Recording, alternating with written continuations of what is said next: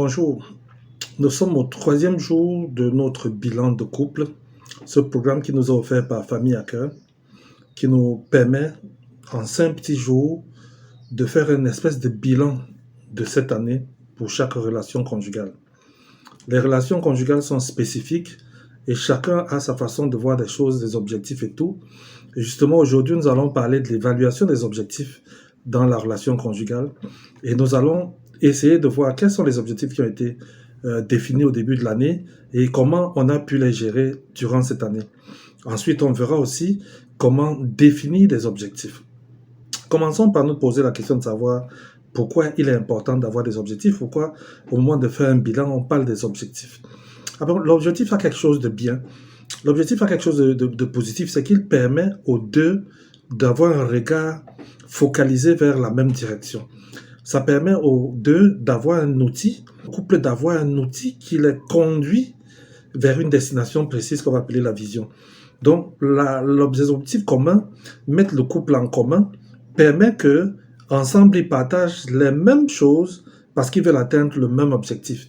Et avec les objectifs dans une relation conjugale, vous allez voir que certains problèmes vont être relativisés, parfois même négligés, parce que n'entrant pas dans la réalisation de l'objectif, étant même plutôt un frein pour arriver vers l'objectif qu'on veut atteindre. Ceci pas pour dire que quand on a un objectif, on résout tous les problèmes. On va résoudre les problèmes qui sont nécessaires pour atteindre notre objectif et les problèmes qui sont périphériques, émotionnels, des sentiments passagers. On va, parce qu'on a un objectif commun, parfois les taire en se disant en atteignant les objectifs, on trouvera les moyens de les résoudre par la suite. Mais les objectifs ont aussi cet avantage de réunir les autres des deux conjoints et de les aider à être focus vers quelque chose. J'ai pris un exemple. J'ai vu les couples qui sont en train de construire une maison et j'ai vu comment la femme du monsieur est capable de se priver de vêtements à la mode parce qu'il y a un mur à élever, parce qu'il y a les carreaux à mettre. J'ai vu aussi l'homme éviter un genre de sortie, un genre de dépense, un genre de luxe, parce qu'il y a un objectif à atteindre. Et je pense que ça, c'est l'impact que l'objectif apporte à la relation conjugale. Mais maintenant qu'on arrive à la fin de l'année, quels étaient vos objectifs? Quels étaient vos objectifs au début de l'année? Et où en êtes-vous maintenant? Où en êtes-vous? Et je suggère donc que vous prenez objectif par objectif et vous évaluez le chemin parcouru vers la direction de la réalisation de cet objectif et vous vous donnez une note. Et vous allez voir que vous aurez soit l'objectif n'a pas été atteint et on doit se donner encore plus de temps pour l'atteindre, soit rien n'a été fait du tout, on reconduit l'objectif, ou tout a été accompli, on se félicite. Vraiment, on se félicite, hein, c'est-à-dire qu'on se complimente et on se fait même des cadeaux parce qu'on a réussi à atteindre un objectif de notre couple qui a en cette année-ci. Maintenant, quand on parle comme ça, beaucoup de personnes ne comprennent pas, elles sont perdues, elles se demandent de quoi on parle. Je voudrais recommencer par le début en rappelant que une fois que vous êtes marié, il y a 3 types d'objectifs que vous pouvez avoir dans votre vie conjugale. Il y a 3 types d'objectifs que vous devez même avoir. Le premier type d'objectif, c'est des objectifs personnels. Comment je peux me bâtir? Quels sont les objectifs que j'ai à atteindre par rapport à moi-même et qui auront une incidence sur ma vie personnelle, sur ma vie de couple, sur la relation conjugale? Quels sont mes objectifs? Et là, c'est du travail que je fais en moi-même, c'est le travail que je fais pour moi-même dans le sens de m'améliorer, dans le sens d'arriver à une destination précise. Donc ça, c'est le premier type d'objectif qu'un couple doit avoir. C'est-à-dire chaque conjoint du couple se demande où il va, qu'est-ce qu'il a à faire en cette année à titre personnel. Cela va permettre son épanouissement personnel et son épanouissement personnel a une incidence sur l'épanouissement du couple. Ça a une incidence aussi sur la relation. Le deuxième type d'objectifs qu'on peut trouver dans la relation conjugale, c'est les objectifs sur la relation. Il y a une différence entre la relation et le couple. La relation va intégrer les choses comme l'entente mutuelle, la communication, la gestion des conflits, l'épanouissement du couple. Ça va inclure la compréhension, ça va inclure toutes ces petites choses qui sont comme l'huile qui permet à la relation de fonctionner normalement. Et donc, ça, c'est la deuxième catégorie d'objectifs, ou alors deuxième type d'objectifs que je vais appeler les objectifs liés à la relation. Les objectifs que quand on atteint, ça permet à la relation de mieux fonctionner. Et puis, il y a troisième type d'objectif, c'est les objectifs par rapport au couple. Les objectifs du couple vont être où est-ce que le couple veut aller, comment le couple veut y arriver et qu'est-ce que le couple veut avoir comme réalisation dans sa vie. Et vous voyez donc ces 3 types d'objectifs que chaque couple doit pouvoir mettre en place au début de l'année. Je récapitule. Premier type d'objectif, les objectifs personnels, individuels. Deuxième type d'objectif, les objectifs liés à la relation, comment bien faire fonctionner la relation. Et troisième type d'objectif, les objectifs liés au couple. Où est-ce que nous allons par rapport à notre vision, où nous allons.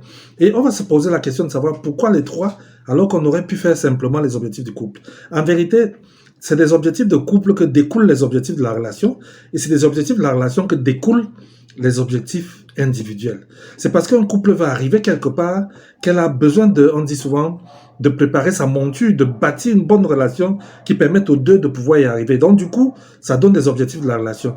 Et parce qu'on veut développer des objectifs de la relation, on veut faire quelque chose pour notre relation, on a besoin des personnes qui sont préparées individuellement. Et là, on chute sur les objectifs individuels. Et on comprend donc pourquoi, moi j'ai commencé par dire les objectifs individuels, il faut s'équiper pour être un bon conjoint, il faut s'équiper pour s'épanouir dans sa relation conjugale. Et puis il y a un deuxième type d'objectif, il faut travailler pour que la relation fonctionne, pour que ce soit fluide. Et puis troisième type d'objectif, là où le couple veut arriver. Donc aujourd'hui, c'est les détails que je voulais qu'on ait ensemble. Au moment où tu évalues ton année, quels sont les objectifs qu'il y avait dans les 3 domaines? Si ça n'existait pas et que tu es en train de préparer plutôt la prochaine année, qu'est-ce que tu as fait dans toi-même, c'est-à-dire dans ta propre vie? Quels sont les domaines de ta vie où tu penses que tu as besoin de travailler, tu as besoin d'améliorer? Ça, tu dois les définir. Quels sont les domaines de la relation que vous deux, vous pensez qu'il y a de l'huile à mettre, qu'il faut graisser, qu'il faut muscler, qu'il faut assécher, des choses comme ça? Vous avez besoin de travailler là-dessus et ça donnera des objectifs. Et troisièmement, qu'est-ce que le couple va atteindre comme objectif? Et l'objectif que le couple va atteindre dépend de la vision que le couple a. Où est-ce que le couple va aller? Ça détermine l'objectif de 2024, l'objectif de la semaine, de l'année prochaine. Et c'est pour cela que j'insiste en vous rappelant que à chaque objectif à atteindre va correspondre un plan d'action. Sinon, ce n'est que du rêve. Si vous avez des objectifs sans plan d'action, vous rêvez. Vous êtes un doux rêveur, vous êtes un gentil rêveur. Donc, vous avez besoin, quand vous avez un objectif, de le découper maintenant en sous-objectifs, de sous-objectifs à tâches et de tâches à votre agenda. Et donc, normalement, un couple doit pouvoir aujourd'hui, c'est-à-dire au moment où on termine l'année, avoir son agenda avec des grands repères à l'intérieur. Comme je vais travailler sur ma patience, je me suis dit, je vais découper mon travail sur la patience en 4 grandes tâches. La première tâche doit être terminée avant mars, la deuxième tâche doit être terminée avant juin, et j'ai déjà mon calendrier qui est fait, et je peux me ramener ça jusqu'à la semaine, jusqu'au mois, pour dire les choses que j'aurai à faire. Et ça s'appelle un plan d'action. Et je veux aussi rappeler que les objectifs, pour qu'ils soient efficaces, doivent être des objectifs qui sont réalisables. Ne vous dites pas, vous êtes trop fort pour faire des choses que vous n'avez jamais eu à faire, mais proposez-vous des objectifs qui sont à la hauteur de vos capacités.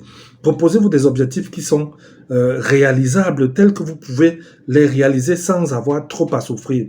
Et puis, troisième chose, dans les objectifs que vous aurez à réaliser, faites tout pour que il y ait des indicateurs qui permettent de mesurer l'avancée dans cet objectif-là. Il faut que au mois de mars, il y ait quelque chose que je peux m'appuyer dessus, parce que pour moi, on appelle ça souvent l'évaluation à mi-chemin, à mi-parcours. Il faut qu'il y ait un élément sur lequel je peux mesurer l'avancée. Et c'est pour ça que les objectifs, quand on dit qu'ils doivent être mesurables, c'est parce qu'il faut qu'on puisse mesurer. Si vous avez des objectifs trop qualitatifs et qu'on ne peut pas trouver une échelle pour mesurer cette qualité-là, eh bien, vous allez terminer l'année sans être capable d'évaluer si cela a marché ou pas. Et donc, voilà globalement ce qu'on a à faire aujourd'hui. Et je rappelle toujours que Famille à cœur a son inbox qui est ouvert. Vous pouvez écrire une box pour aller plus loin, pour comprendre mieux.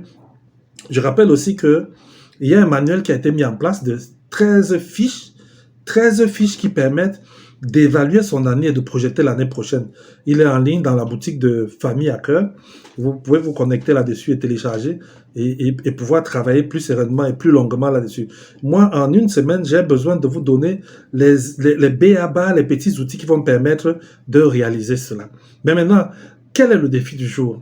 Chaque conjoint, monsieur, madame, tu as à choisir un objectif personnel de la relation et nous proposer un plan d'action. Choisis un objectif que tu vas atteindre dans un domaine l'année prochaine et sors un plan d'action pour pouvoir y arriver. Et le plan d'action doit contenir aussi les moyens, toutes les ressources nécessaires pour pouvoir atteindre cet objectif. Sinon, c'est le rêve. Et nous n'allons pas passer ce temps avec vous pour penser au rêve, pour rêver. C'est bien quand un rêve se matérialise, mais pour qu'il se matérialise, il faut sortir du rêve pour mettre en place tout le canevas, tout le plan, tous les outils qui sont nécessaires pour réaliser cet objectif-là. Et maintenant, pour le couple, vraiment, asseyez-vous. Regardez les domaines de votre couple. Qu'est-ce que vous voulez atteindre en 2024 dans le sens d'avancer dans le grand projet de votre couple. Mettez-le en place sous forme de plan d'action. Une fois de plus, merci vraiment pour votre indulgence. Nous n'avons pas les moyens de faire les vidéos en direct à cause des difficultés que nous rencontrons en ce moment-ci. Soyez bénis et que...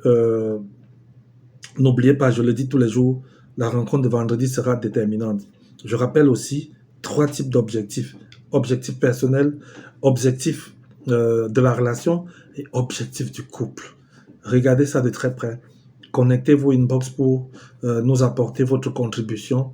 Et n'oubliez pas, si vous voulez aller plus loin, il y a un livre qui est en ligne que vous pouvez acheter, Bilan de couple. Il ne coûte pas cher, il coûte moins de 5 euros. 5 euros. 5 euros, c'est vraiment juste que vous ayez de la paperasse pour pouvoir travailler en couple. Mais maintenant, si vous voulez un coaching personnel, ça, on en parlera vendredi. Que Dieu vous bénisse en ce 3e jour. Que Dieu vous encourage aussi à faire le travail que nous avons mis en place. Bonne soirée.